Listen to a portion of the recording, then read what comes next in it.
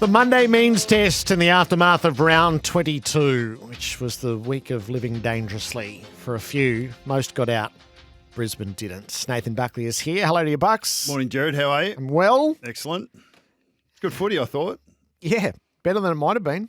Well, I think Adam Simpson said a couple of weeks ago, didn't he? The banana peel games. We saw a few banana peel quarters and a few banana peel contests, but mostly avoided. But, the Lions have put themselves in the hole, as have Collingwood. Should we just set our terms off the top here? You mentioned Adam Simpson there. Has it piqued your interest that Adam Simpson and John Longmire have said they're not ready to return to coaching? No, I don't think it's really that relevant. I think I'm not going to do blow by blows as we go through this.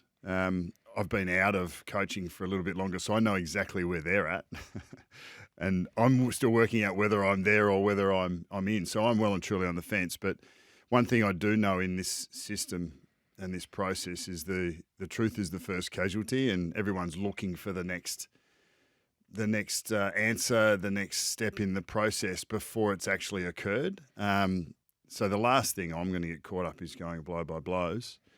What I would say is that there's not one outcome for the Melbourne Football Club that's going to be positive for them. There's a raft of really good options, and there'll be a raft of really good eventualities. And I'm prosecuting whether I'm one of them for them. And they'll be doing their due diligence as they should do, and they'll run the process on their time, on their agenda, as they've got every right to do. Is it an uncomfortable position to be in to have some regard you as the presumptive candidate? Nah, because it's irrelevant. You know, if people want to see it that way or consider it that way, well, then that's their remit. But no, the Melbourne Footy Club run this process. This is their club. This is their organisation. They know themselves and should know themselves intimately and be casting the net to be able to bring in the character and the attributes that they believe is going to take them, from where they are to where they want to be. And ultimately that's success on field, but it's also stability within. So they'll go through that process. I may be and will be at different times a part of that process until the decision is made, or from my end or from their end. And so I do understand what it's become, and because you got a microphone in front of you a couple of times a week, that's going to every little sort of turn and change and new information that may or may not be true, that may or may not be propagated, is going to sort of change the landscape, or seemingly change the landscape a little bit. But no, I'm not worried about that, because I think what's actually happening is more important, and sometimes that can be a long way from what the headline is. All right, let's get into our means tests. Will do. The buck stops for Victoria Police, made for more search police careers. What was evident to me was how the game opened up again. So I feel like we saw the first round of true finals football and what that is going to be. I think when we look at the season, it's invariably top of the ground early. The players are fit, as fit as you're going to find them. They're fast, they're athletic, the ball moves up and back really quickly, and I just thought that was what we saw for the most part, in the early stages of the season. Then you get into winter footy, and it's control, it's inside, it's heavy, there's congestion, it's more about territory, and we see some sides ebb and flow where their game style and the attributes in their playing list sort of come to the fore at different times. And I thought we saw autumn footy in the early stages, winter footy in the middle. I think we're seeing what finals or spring footy is going to be. So move it well and connect. That's the best form of defence. If you can, you've got to be able to move the ball well to win games. The way we saw Brisbane win the grand final last year, the way we saw Geelong win a couple of years back. The ebb and flow between Collingwood and Brisbane in that 23 contest was as much about great offense and aggression in attack and being able to connect as it was about defending the same.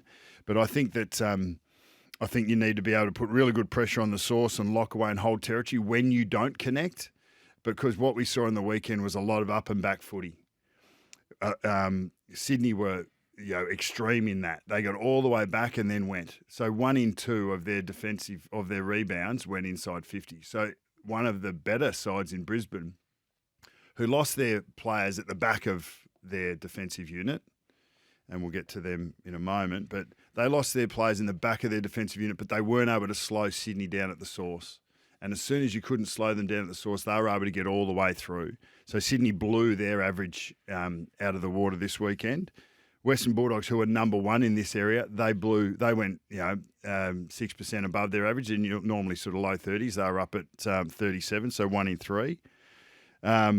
Brisbane were above theirs. There was just high transition games against insides that can generally balance their transition really well. But we saw some great footy, I thought, and it augurs well for what the rest of the year holds. Is there a team or two that you think this doesn't suit?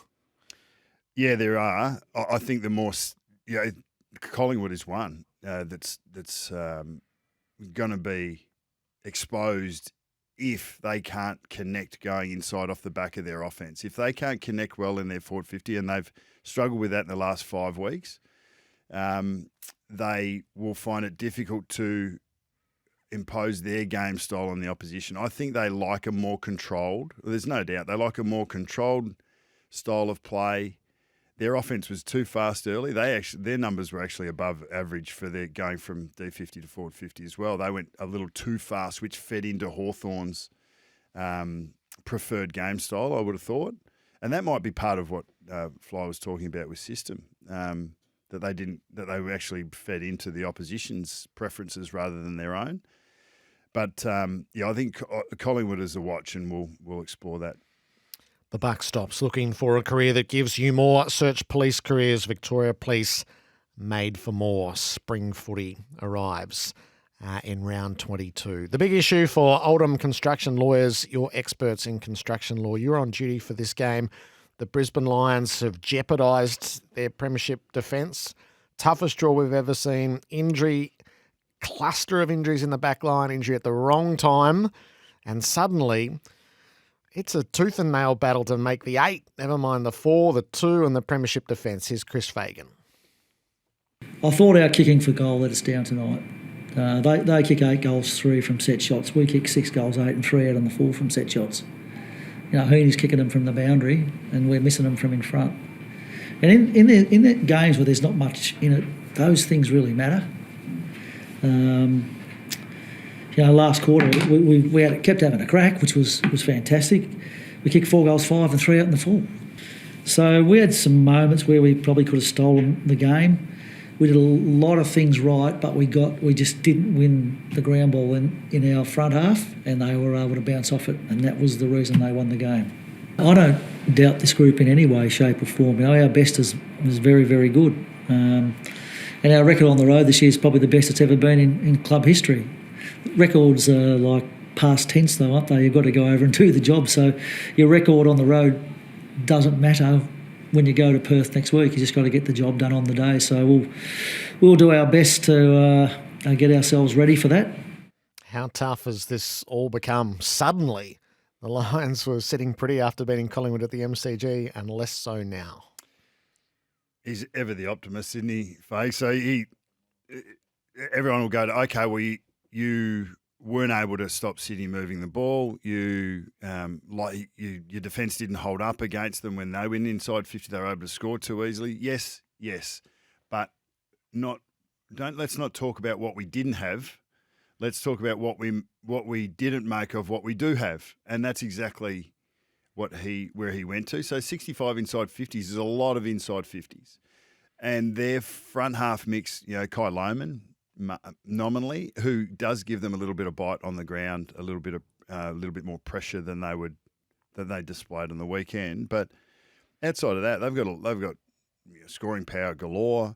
There's a lot of skill in that midfield, so they were able to play the game for the most part. They dominated clearance, they dominated field position, inside 50s, didn't connect well enough, which fueled what Sydney were doing the other way.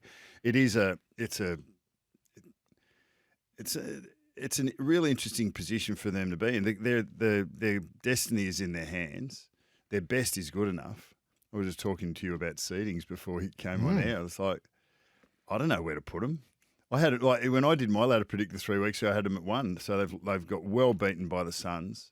They've smashed Collingwood, who are in out of form. And when you look in retrospect, we're probably vulnerable with the way that when they met them, but they did everything they needed to do there. And then they've been beaten by a side who's probably the best side outside of the 8, or definitely the best side, not outside of the 9. But are starting to feel themselves and moving the ball really well and want to finish the season on a flourish. But yeah, Brisbane they've put themselves in a really dangerous position. In what they were missing down back, so Payne and Ainsworth are gone for the season, and then they progressively lost Leicester to the HIA in the Collingwood game, and then they lost Starcevic on the way in. How, in the 20-minute period where Sydney got hold of them, how destabilised were they? Yeah, well, those outs, as much as you don't like, Faze doesn't want to talk about them, they are real. Like, they're not excuses, they're reasons. So Payne's there, and like when Payne's out, that's okay. Like, we've got Ryan Lester, who's a really good stopgap for us, who we can move anywhere in that back 6, and he plays the role really well. So we've got him to be able to cover Payne. Oh, Lester's got a HIA. Okay, he's out. Righto. So Ainsworth is probably a player who we'll have another tall forward, a tall back there that can maybe get the job done to support Harris Andrews. But Ainsworth's a guy that we can just know that we put him, tall or small, we put him on someone and he locks them away. He's not there. Starcevic is the same. So you miss out on Starcevic. So you're not all of a sudden the whole structure of the back half of your defence and people forget this, it is the beginning of your offence as well. When the opposition do get through you and you do redeem the ball, these guys set up not only with the ball carrier but the position around the ball carrier to be able to start the spread or start your offence. And we know that the Lions have been really strong on going fast forward on turnover. So they've missed these guys. They're not as strong structurally in the back third. They are vulnerable to any team that can get the ball there and get the ball there quickly. But as Fake said, if they go forward 65 times and connect better and make the most of their forward play, it's probably not going to matter.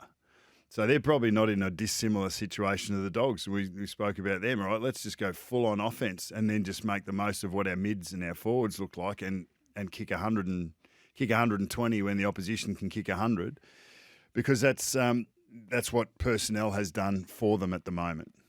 And Charlie Cameron's form?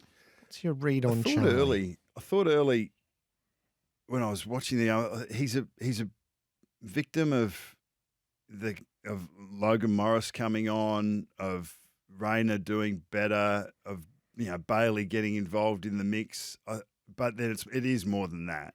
It is more than that. Like, Lions are going to rely so much on their players with speed to be able to clean up what aren't those connecting inside 50s that are marks, or to contests that go out of bounds, to be able to set the ground up. So Charlie Cameron's the guy, as not so much his goal scoring, but it's his ability to turn a 2-on-1 or a 3-on-1 into a halved contest, or even every now and then is to run out of those, with the ball in his hand and score or create a score. So he's not quite doing that as often. He is a concern. He has been out of form for a long time, and it's not just his scores that I'm looking at. It's probably where he fits in the bigger picture of what Brisbane want to do in that front half. And he probably feels like he seems to me like he thrives on being important. He thrives on he's a player that thrives off momentum. Who doesn't? It might only take 5 minutes of footy, but they want him to catch fire. I think that'll definitely help him along. Win both, they'll still make the top 4. Lose both, they're going to be the team that finishes 9th in all likelihood. Split their games and they're somewhere in the elimination final mix. It is remarkable. Well, I think all those teams to know where they can finish at the top end and where they can finish at the bottom end, it's still so much interest in this next couple of weeks. No effort to play that down, and so it puts the Magpies, who have lost 4 out of 5, squarely on the pressure index. It was a compelling presser, wasn't it? It was. Yeah, and I loved his passion and his heart in his sleeve, and that's the way Fly has rolled. And, for through the good times, it's important, and it's probably easy to put your heart in the sleeve then. Putting your heart in your sleeve when you're going through a struggle and when you've been less than as an organisation, as a team. Well, I think that's there's some merit in that. Okay, so system and fight or system and effort, the part that Fly and his coaches will come back around to was the available players that we had, the selected 23. It was unbalanced, and it was even more unbalanced when Howe went down in the first contest and Ned Long was brought into the fold. I think the planning would have been perfect world. Ned Long comes in for either Mitchell or Pendlebury. We get a little bit more bite around the contest with 45 minutes to go, and we think that will help us when we impose our system on the opposition. That's not the way it played out, and they weren't able to slow Hawthorn down. In fact, they fed into that. You wanted to keep Houston as the highest defender to get him back into the game. He's been playing a different role than what he's played at Port Adelaide, so we want to give him the opportunity and the scope to do that because we think that he can go and do that. We want to put Josh Dacos in the middle because we need legs because we know that we've got Mitchell and Pendlebury in there at times, so we're going to need legs. So let's do it with the Dacoses as much as with anyone else. And when the injury happens, you end up with, at times in the third quarter, Tom Mitchell playing in Bobby Hill's role or McCreary's role. You end up with McStay playing as a key back, which we haven't seen. We've seen, you know that we've trained it, but we haven't seen against an opposition. And at different times, Ned Long was in the goal square at centre bounces as the nominal full forward because Elliott came up to try and provide those legs on the fat side sort of runners that Collingwood have relied upon so much. So the side was unbalanced, and it was unbalanced because Hill's not available, because McCreary's not available. A guy like Sullivan, who knows that role really well, is out at the moment. The only other kid that they've got on their list with that sort of attributes in terms of speed and burst is Will Hayes, who they've had a look at, and he's not quite ready. So the coverage not coming unless Hill and McCreary come back. And what they do is they help clean up when the system's not quite perfect, when the connection isn't 100%, which isn't going to be all the time. And when you haven't been able to control your use to a point where whatever territory you get, if you don't connect, that you can hold on to because you stop the ball right there with pressure. As soon as the game opens up, Collingwood are exposed, and they've been able to control it really well for a long time. The opposition probably know it now, and they're going to be faced with sides that are going to try and open the game up as much as they possibly can. And that'll be Collingwood's challenge in the next 6 weeks. How much can be restored, do you think, for them?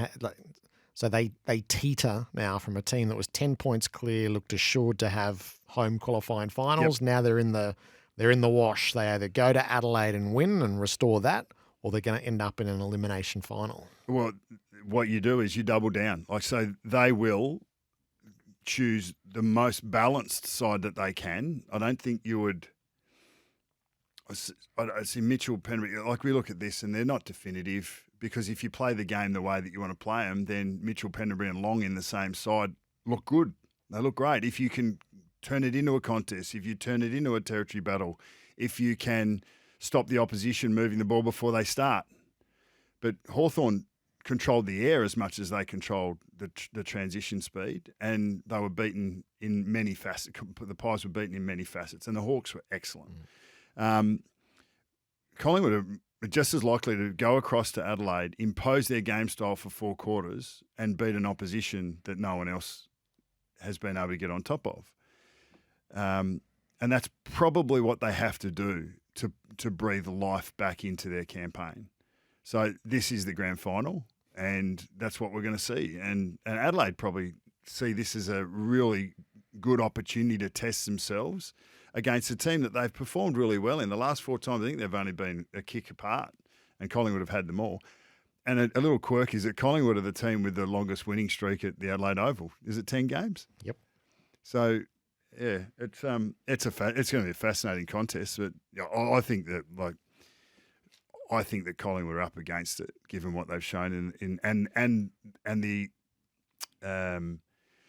the lack of availability to speed. They really need those two to get back, and if they can, they they might be able to find it again, but if they don't, I think it'll be very difficult. So what risk the thesis of the old team running out of puff late in the season? What risk that's real? No, I don't. Well, yeah, I get. That's an easy narrative. Yep. I don't agree with that. I see the old and slow that Fly threw up. That was a smart ass quip to the round zero performance. I bet you he wishes he didn't say that, because then he's now quoted as saying we're old and slow. So I think that's an easy narrative, but it comes as a product of not looking after the things that Collingwood have looked after for the most part throughout the year.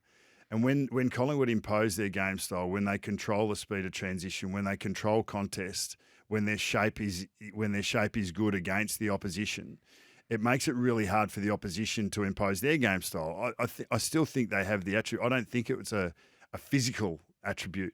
What we saw is when the game gets out of Collingwood's hands, they can't play a high transition game. They don't have the speed to do it, and their legs are better in short bursts, in controlled, maybe first phase. So from this contest to the next, and we want to control where the ball is. And if it shifts 20 metres, if it shifts 50 metres, but it's predictable, that's great. But if it goes up, back, 80 metres 3 times in a row, and we lose shape, then we can't impose our brand. So then that's what we saw on the weekend. It's what we've seen in snippets where they haven't been able to impose their style. They can become quite vulnerable. But that doesn't mean that what they've got to impose is not a winning formula. It's proven to be a winning formula. It's, can you do it for long enough against the best opposition? That's the challenge when you get to the pointy end. The pressure index is Collingwood's Craig McRae as they look towards Adelaide Oval in a showdown with the Crows. The best bit, that was the Sam Darcy mark. Instantly iconic for him too. It was. And he just keeps producing, doesn't he, the young fella? And when it matters, I mean, geez, it was a great game. Yes. And Gerard Healy commentating made it even better, because he was in love with it. He like the ruck. He was talking about the ruck battle. The ball movement was great up and back. There was key contests everywhere. The wingmen were running up and back like one-on-ones in the D50, one-on-ones in the forward 50. Young blokes, old blokes standing up. I think it was it was a great contest, and then it needed a cherry on top. And that's exactly what Sam Darcy provided. So how, in what he's given us, marking, goal kicking, defies his size, courage, he's got a little bit of mongrel about him as well. Oh. He does have all the attributes, doesn't he? He does. It's hard not to fall in love with it. And I think we all have.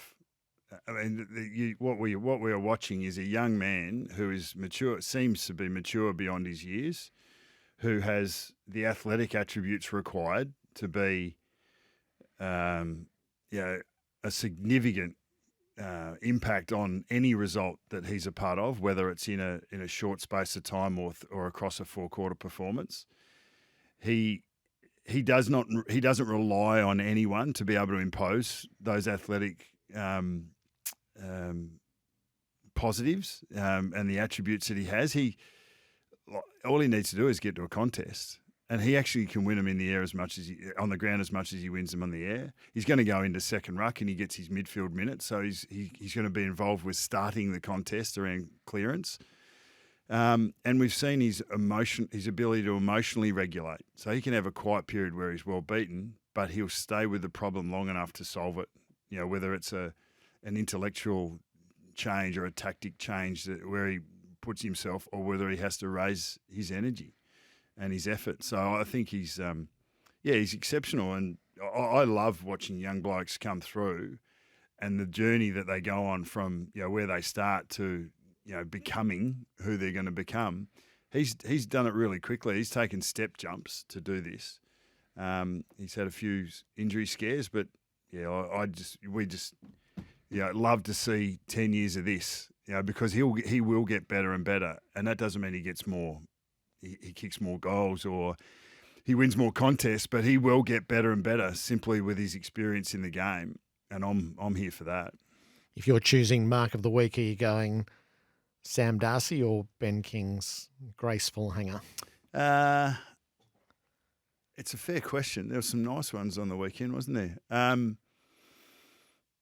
I think I like the courage ones. I like the ones where you're sort of going back where you don't know, and in terms of the moment, like what the game required and what it needed. And even the state of the game, I think that counts in as well. So I'd take Darcy's.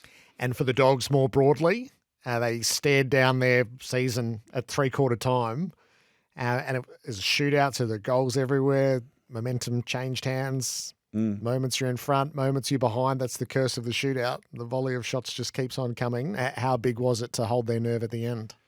It was exceptional, and it gives you a tick for their bona fides to be able to go and handle themselves, because it would have been real easy to go into less than, or we're not meeting expectations, or the what ifs. If we don't handle this next 15 minutes, what does that mean? And I thought Bevo spoke really well after, but he clearly handled it really well in the moment. So he was down on the bench for probably a more extended periods than he had been before. And for the vision that I saw, and this is once again, this is the tip of the iceberg. You don't actually know. You can't make 100% outcome or plant your flag in when you've only seen a little bit of it. But he seemed to be calm. He seemed to be measured. He seemed to be positive. And he had the confidence that his players and he were going to be able to find their way through this challenge that they were thrown, and that's exactly what they did. I think like Melbourne asked a real question. You know, like the Demons fans would have loved seeing their players and their team play with that sort of energy. And the Dogs had to lift and had to respond. So in the end, it's not about ladder position. It's about, facing your opponent on that day and being able to get past them. The Dogs were able to beat a motivated opponent when they needed to, and they tick that one, move on. And Bevo was more than that. He said, that's as good a win as I've been involved in, and on to the next. The next is West Coast, and the moment of reckoning will come against Fremantle in the final round. The best bet's Sam Darcy's stunning mark and the Bulldogs surviving to keep the race for 9 into 8 alive. We'll debate the Shiel case next, which we talk about test cases. This is as big a test case as I can think of. What's actually in the laws of the game and how they applied tomorrow night? And where does it tell us about where we've got to around safety on the field? Do you think if we spent 10 minutes on it that we would come to a conclusion? No, it's one of those ones It's we're going to have to hear the case, have it all laid out, and then this is where we're in good hands with Jeff Gleeson. We will need a really detailed explanation as to either the why or the why not. This is the greyest of grey areas. Yep. And you know what I'd love to hear from Jeff Gleeson? What he believes should be, what he believes the parameters of what the decision that he's making, fix that for me. Like, give me a little bit more to go on here. I need something more concrete about where you want the game to go. How much is intent? How much is outcome? Because I'd love him to give us a little bit of his insight in regards to that as well, because like any judge, all he's doing is applying the tool that he's given. So is the tool that he's been given the right tool? So as fascinating a case as you could ask for, and these cases do split the footy community, is how can a midfielder in a rare one-on-one marking contest, eyes solely on the ball, reasonably foresee that his own teammate is going to fly in from all angles? Complete madness we have reached in our thirst to suspend players for footy accidents. Or Shiel's act is reckless conduct with a probability of causing injury. No need to mind read for intention and no need to rely on how the other player responds. So those are the two sides of it. What we've never had before, why it couldn't be graded in my opinion, is because there are the layers. There's the conduct, so that's careless, and then there has to be impact. The way it's written. Yeah, but whose impact are you? Is it Shiel's impact on O'Connor or Shiel's impact through O'Connor to Lual, which made it impossible to grade as either medium or low to meet the framework. So it had to be referred directly to the tribunal where the AFL's tipped its hand and said it's going to ask for a 1-week suspension. And that's fascinating of its own, is it not? Yeah. Is that the first time that that's happened? No, there was one a few weeks back that May didn't get graded. It just but they did. That's suggesting that they want 4 plus, isn't it? Anything that's 4 plus goes to the tribunal. Yes, typically. Yeah. So is this the first time that they've ever said, hey, this might be the 0 and 3. the fix of the 0 and 3 in some shape, but then again, it doesn't fit in a 0 and 3 context either, does it? No, because there's no concussion, and again, which player suffered the injury is just so. It's an abstract idea. So, on the same ground, a couple of years back, Gary Rowan knocked out Jeremy Cameron, but that was direct. Yep. So and that was seen as incidental. If that had, I'm pretty sure that if that had been an opposition player, Rowan would have been culpable, would he not? Oh, totally. He would have got 4 weeks from for a that. suspension perspective. Yep. So that is in some shape or form, like the action's the same, like, but the outcome, and the outcome's severe. But just because he's wearing the same Guernsey, then you're not accountable. So your duty of care needs to be to the opposition, but not to your teammate. Yeah, and then the AFL's made a virtue of, in the rules, it says you are a duty of care to all players, not just opposition players. And how farcical will it be if someone eventually gets suspended for injuring their own player? Yeah. So I am confused. Yes. I'm confused. This is. I was going to say a cluster. This is a mess, and the leadership's responsibility. And I'll put there are going to be situations that happen in the game that have never been seen before because tactics change, positions change, players are getting fitter and faster. They've still got courage, but we are also trying to clean the game up. So you're constantly got this nexus between players who will go and do courageous acts, back with the flights, head in the hole, run at contests at pace without fear of consequence for themselves or anyone else in terms of a physical presence. But then you're also got other players that are on the same arena that are trusting that the rules are going to protect them. So they don't protect themselves and they don't go in with their shoulder. They don't.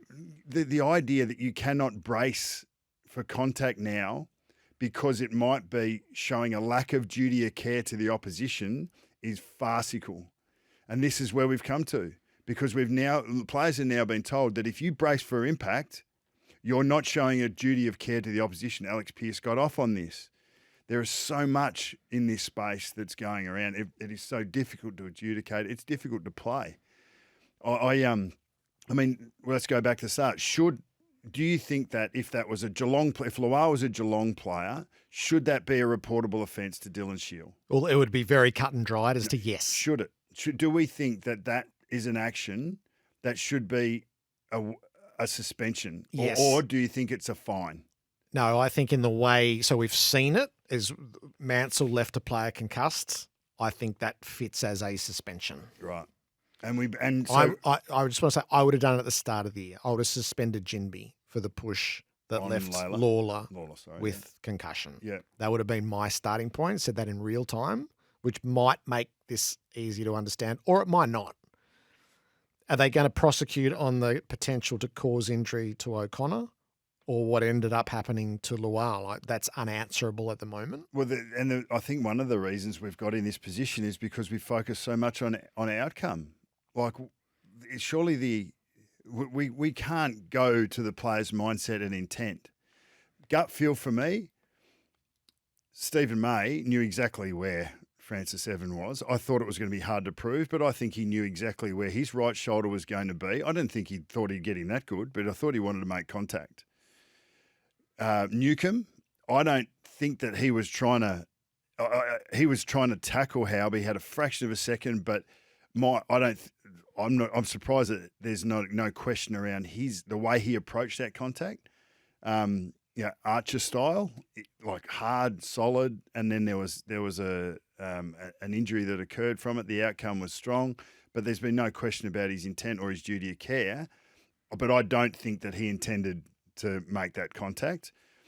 Shiel knew that he was pushing his player into a contest. So I think regardless of whether it's a Essendon player or a Geelong player, I think he needs to be held to account for the action. So you can't know a player's intent absolutely, but you've got to do on the balance of probability, what was his intent here? And I think that's what we want a tribunal to do. That's what it like. So you run it through the framework. The framework, and if you can't get it clear on a framework, well, then you ask the tribunal to adjudicate on the balance of probabilities. What do you think the intent and the action was here, and should he be held to account?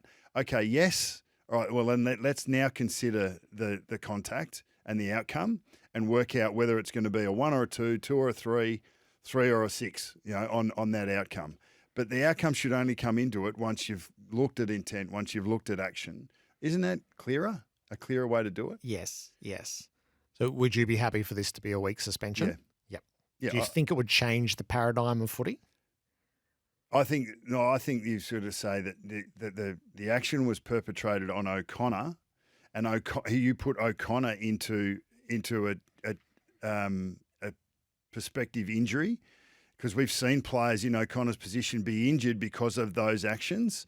So it's a low impact, it's low contact, but it's worth a week because of the action. Yep. Now, if O'Connor had been concussed in that, well, then it might be the 3-weeker that Mansell got. So I do see this as a suspension, not about what happened to Lawal as such, but basically that the action was perpetrated on O'Connor. O'Connor was put in a position of potential injury, and it just happened to be a pinball effect that someone was injured. But I don't think Dylan Shiel's accountable necessarily to Lawal, although it was his actions that caused it. You can get this push out of the game. Yeah. Really, in my opinion, you can get really anything easily. out of the game if you legislate it hard enough. Yep. And it's clear enough. Yep. This one's the unnatural act, I think. I know there's the push in the back in packs and opening space. And it happens everywhere. This is such a shove. Mm. You're never getting away with this one. But when you do it from 3 or 4 metres, which is where he was, Dylan Shiel clearly was not getting to the contest. Like there's the ones where you're in the contest and you push a player out, or you're trying to make space for you to go back to the contest. Like Mansell wasn't doing that either. But then Mansell was creating space so that he could be alone front and centre to create space for his front and centre contest. But what are the prices to pay for that, and what are the danger that you're putting yourself and others into in that situation? Because the whole idea of laws is to take, I suppose, actions out of the game that we don't want to see. And Dylan Shiel's actions, despite Brad Scott's assertions, it's not so much the outcome, it's the action. And I think that's worth a week. Stay there, champ. The Dockers Champion. are our curiosity. They've won 11 of 12. They have trailed 6 of their past 7 at 3/4 time. Well, they've built some efficacy around that, haven't they? Oh, They're they really was. happy with themselves and their ability to come back when they need to, and for their game to stay in shape, either defensively, contests, but then that they will be able to score when the opportunities come. The standout thing about this for me was that when the game became a draw, and we saw Melbourne in a very similar situation a couple of weeks ago, when the game became a draw, it was instructive that Fremantle and Alex Pearce were still thinking about winning it. They weren't thinking about just holding up and having an attitude of, 2 points is enough and the draw is enough for us. We want to win this game. We are going to win this game. So the roll forward, that's an aggressive attitude. And that's not what the narrative that Freo have been surrounded by under Justin Longmuir. It's not the narrative that Longmuir himself has been painted as. So to see them do whatever they needed to do in that last part to go and win the game, I think that speaks to their mentality, and it might be necessary. It's a shift from what we've sort of speculated in the past, and it feeds into what we've seen from them in their sort of appetite for risk and their willingness to go and make the play and to impose themselves on the opposition. I think that was the standout for me. PFI, I feel it has to be Gold Coast, because if you run the seasonally adjusted ladder, if you give them the Essendon win, the overdue game, they're actually in 3rd place on the table. Are Gold Coast bound for the top 4? I'm not going to give my seedings up too early, but what I've done with my seedings is to think who's more likely to finish top 4. And Gold Coast Suns are a team that I would have think if you run the table, like if you run the next couple of weeks, and the week beyond for them, they're as likely to finish in the top 4 as anyone after Adelaide and Geelong. So, absolutely. Could they? Like, Collingwood might help them a little bit, but then Collingwood go back in. Like, with the game this weekend is fascinating, the Collingwood-Adelaide one, but Suns just keep doing what they need to do. They've won on the road. That's been something that has not been discussed. You know, they really struggled up until the end of last year to get a win on the road. Their record last year was not great.